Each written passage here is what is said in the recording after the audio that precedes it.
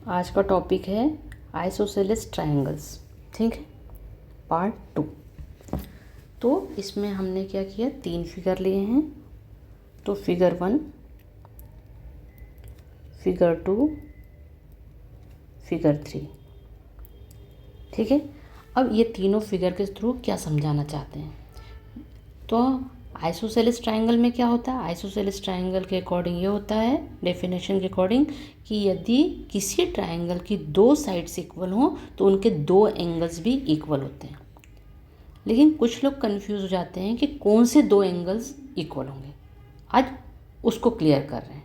ठीक है, उस कुछ लोगों को कन्फ्यूजन था, वो कन्फ्यूजन इस तरह से दूर होगा। देखिए अभी तो मैंने पहला एक ट्रायंगल लिया है फिगर 1 में, उसको ए बी और सी के थ्रू बताया। उसके वर्टेक्स है ए बी सी।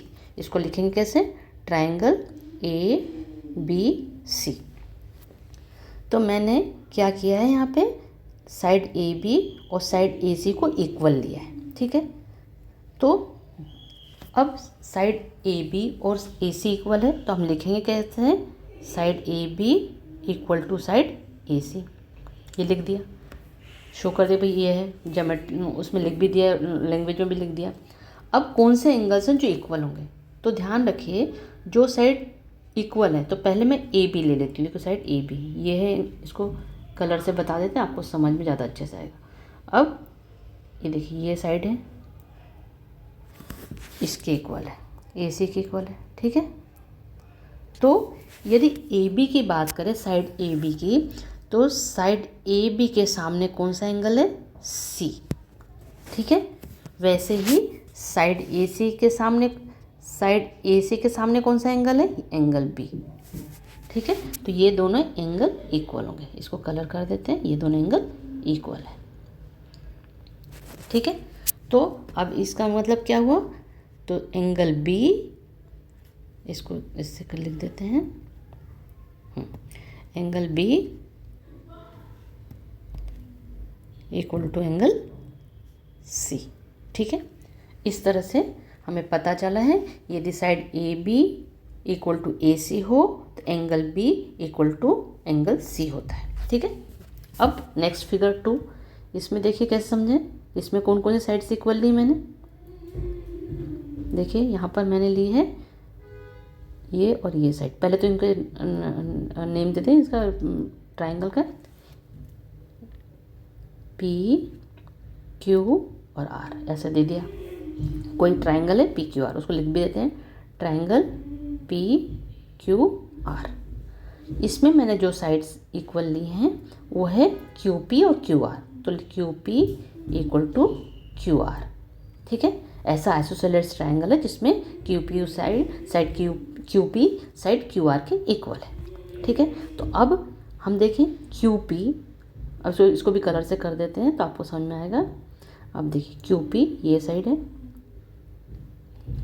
पहले कट के थ्रू में बताया था मैंने, और ये क्यू आर, ये 2 साइड्स इक्वल हैं, इनका मेज़रमेंट सेम है या लेंथ सेम है। तो अब कौन से एंगल इक्वल होंगे, तो हम जाते हैं क्यू पी पर। तो क्यू पी ये देखिए ये साइड है, तो क्यू पी के सामने कौन सा एंगल है, ये वाला, और क्यू आर के सामने कौन सा एंगल है, एंगल पी। ठीक है, तो ऐसे ये एंगल पी और एंगल आर इक्वल होंगे। इसको लिखेंगे हम कैसे, एंगल पी और एंगल आर इक्वल होंगे। ठीक है, नेक्स्ट अब हम दूसरा थर्ड ट्रायंगल ले लेते हैं जो फिगर 3 है। तो हम लिखते हैं इसका एक्स वाई और जेड, ऐसा ट्रायंगल है, तो इसका हम ले देंगे ट्रायंगल एक्स वाई जेड।